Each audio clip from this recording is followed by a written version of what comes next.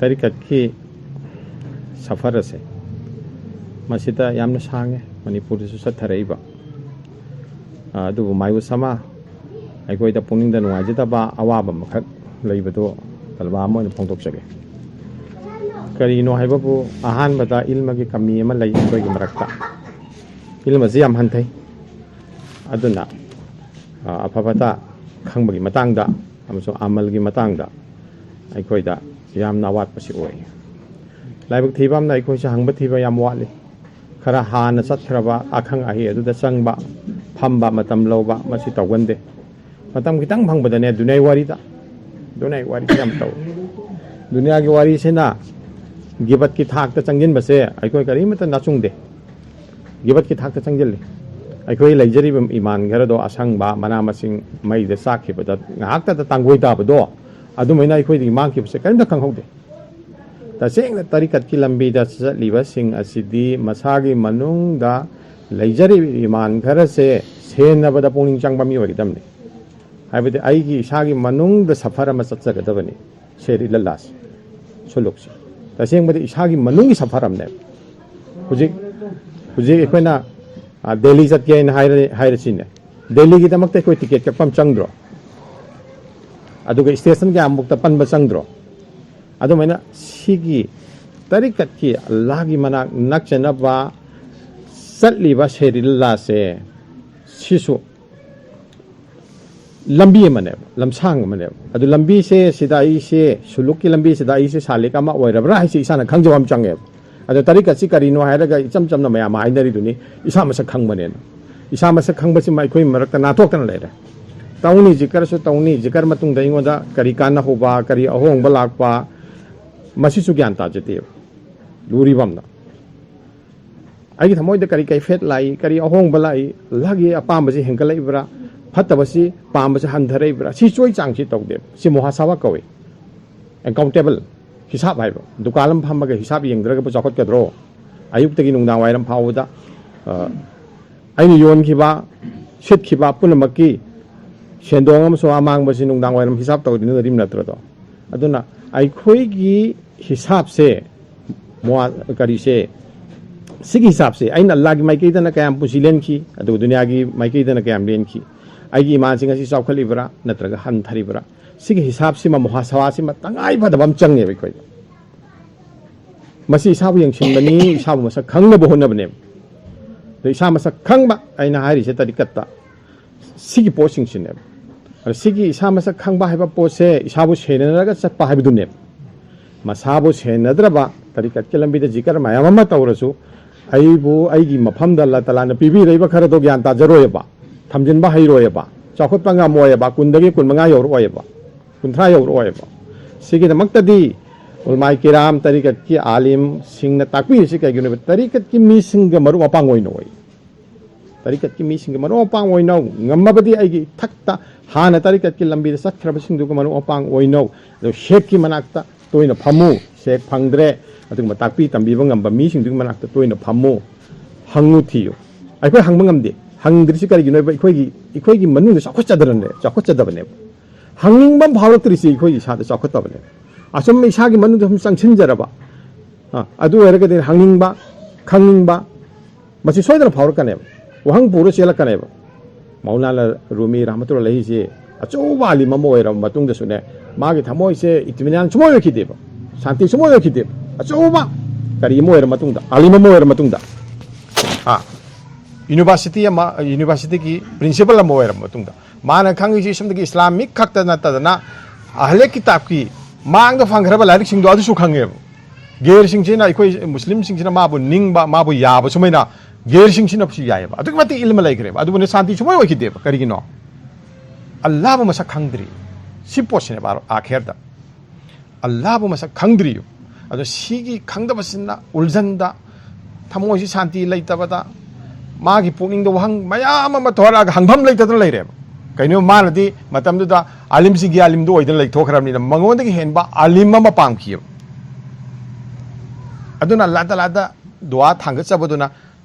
शमसुरुद्दीन Tabriz दो मान ईरानदा अदुगा सोमदना मौलाना रूमीना कोनियादा इजिप्टदा अगरिदा इखोगी तुर्कीदा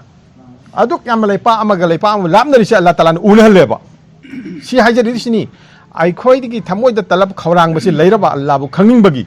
aduga masiga mari leinaba ilam singje khangning bagi khoi da talab am leiraba khawrang am leiraba ai khoi gi khawrang bado aduda lamjing binaba ustad soida song thorakaneba masi yakin thambiyo soidana thengna halakani Allah Taala na soidana thengna halakani aduna aibu lamtak lamjing bang ngamba mi soidana thengna rakani amusung thengna halakani Allah Taala ai khoi da wali ba haibabu adugumba khawrang ba ha adugumba khawrang ba du khaktane ba khoi da walis khawrang ba kari wali mo ai gi thamoi se hangna na bahona deba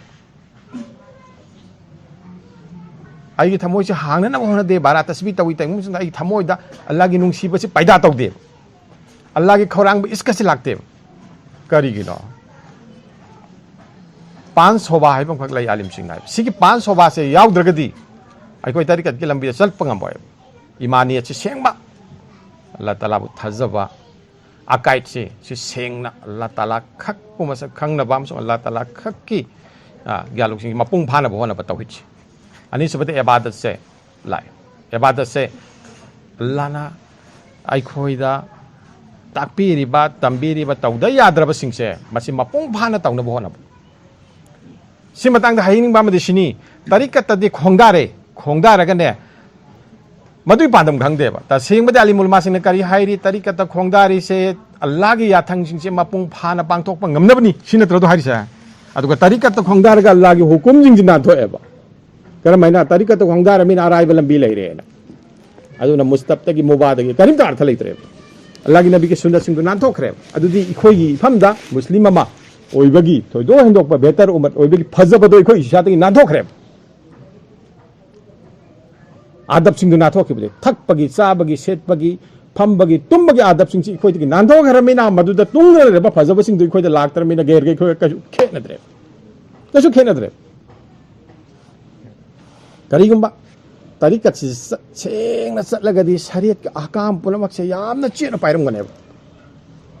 shariat ki ahkam sing se mapung phaba tawbang namnabani haibasi mangonda gyan tarakane dharam dagi makru dagi makru tanji dagi thadok pa horkane aduga somda taw haiba yathang afaba singduna mustaf dagi muba dagi pakhatna tawrakane man aduna mangonda kari urakani Allah gi nabi gi sunat singdu khudam panda mamoy ni songthor kane ba adum mi sing aduna kari wer kani tamjaninga oi ba hadu lakane kari haiba tamjaninga oi ba hairi yesu mena tari katta nafse tazkiya nafse ahan ba fatta ba isada loina riba nafsa amara se sibo sendok pain halidana tari kat ki awang ba thak tadi kari hair ke ba hanghan bain halle hanghan ba ani so badam nafsa kari se da kakhar padane lawa masana kakhat padane isagi iran yajaba isagi asoi angam khangjaba isagi bichar lakpa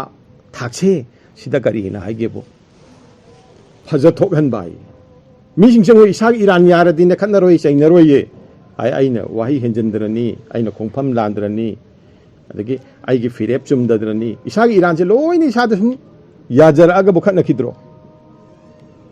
adu bichar gi thakta lakpa na sinna ani subat nafsane nairi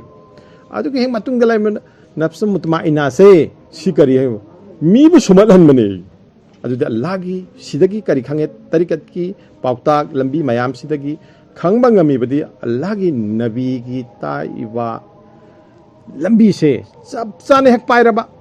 mabu mi pun mang sumat lani phaja thor ani ma laibak thibam na tarikat ki lambi ta disa lagan nabi karim gi sallallahu alaihi wasallam tarika asida ki nathok tra chatna re kene bu jali pir aran ba pir sasin na ba pir sing sin na dukan phamme karamain tawni mabu lathan na bagi adagi mabu kai dong na magi saba thakpa natraga magi khudong chama mayam sin launa na ba jali pir mayam thorakre ba manipura ari matam da adugi Manipur da tana sidi mafang khuding jane prithibi adu makhoi singdugi tarika aduna Islam gi tarika si manghale ngothale aduna hujik yam section gadabadi ilma gi kami se nama azan lawri mane ngak lek pisiba Allah